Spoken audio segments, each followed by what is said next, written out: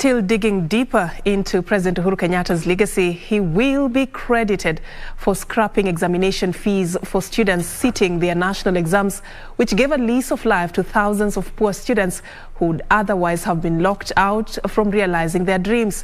The president, too, will be leaving office after having brought to an end Moi's dream of the 844 system of education, replacing it with a new competency-based curriculum. Jacob Kioria takes a look at President Uhuru Kenyatta's legacy in education and politics, whose hallmark is the 2018 handshake with his former archrival Raila Odinga. In 2015, the Jubilee administration took a decision to scrap examination fees for all students sitting the national examinations in what President Kenyatta said was extending the fundamental promise of opportunity for all. Previously, thousands of poor students were disenfranchised from sitting the examinations after failing to raise the examination fees.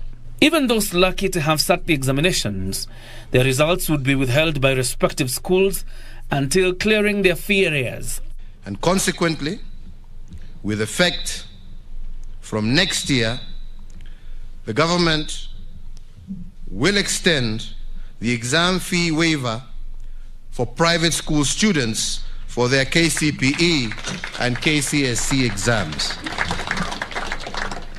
President Kenyatta argued that it was foolhardy to expect to raise education standards in the country, while a section of learners was being left out by denying them the right to sit the examinations after years of labor. The government continues to allocate sufficient resources to the management of public schools in Kenya. The allocation for free-day secondary funding in the financial year 2016-2017 is Kenya shillings 29 billion. But President Kenyatta's biggest legacy in the education sector, beyond the connection of public schools with electricity and increasing the education sector capitation, was the curriculum reforms he introduced in his second term.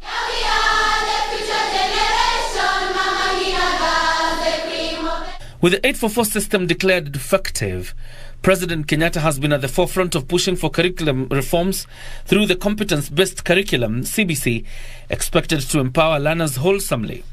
That to be architects of our destiny, we must plan for it. Given that the challenges of our times cause us to respond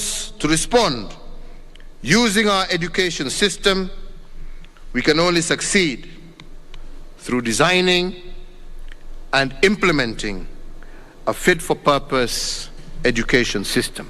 And while the implementation of a new curriculum has faced some headwinds, which include resistance from a section of education stakeholders, confusion over the placement of junior secondary schools and the capacity of schools, the construction of about 10,000 classrooms is on course, with President Kenyatta having directed Treasury to make available 8.1 billion shillings to go towards the same course. To rationalize all programs and courses offered in our universities, to ensure that they are adequately prepared for the admission of the first competency-based curriculum cohort in the year 2029, and 8, to work with all stakeholders in the sector and government ministries to ensure that the competency-based curriculum reforms are smooth and systematically rolled out at all levels of education. CBC is not examination oriented. You are creating a holistic child, each of whom is important, including your own. Following the contested 2017 general election, President Uhuru Kenyatta reached out to Raila Odinga, and after months of talks, the two emerged from Harambee House to shake hands in what is now famously called the handshake.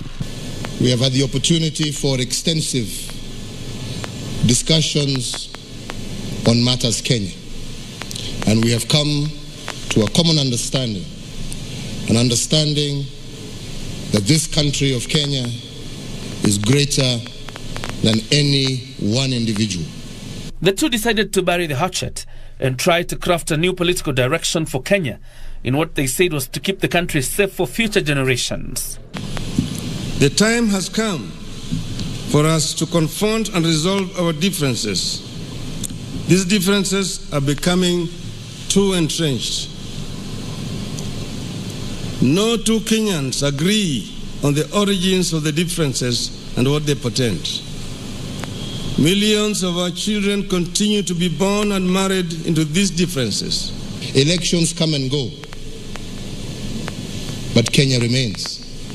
So as we plan ourselves for the future, our future cannot be dictated by the forthcoming election. Our future must be dictated by the prosperity, stability of our nation and the well-being of our people. Through a 9-point agenda that birthed the Building Bridges initiative, President Kenyatta and Raila made an attempt to amend some sections of a constitution that they both argued were inhibitive or non-responsive to a new day Kenya. The Building Bridges Initiative task force went round the country, conducting public hearings that resulted in various constitutional and policy proposals through the famous BBI bill.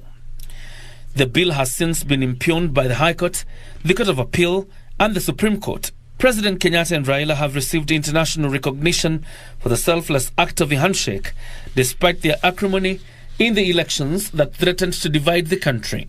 But the working relations with Raila dealt a blow to the unity that had characterized the president and his deputy William Ruto, and even the ruling Jubilee Party. In the end, the president severed ties with the deputy and endorsed Raila Odinga as his successor in the August 9th general election. Wameamua ya kwamba njia ya kutembea kwa Kenya mpya ni tutembee pamoja.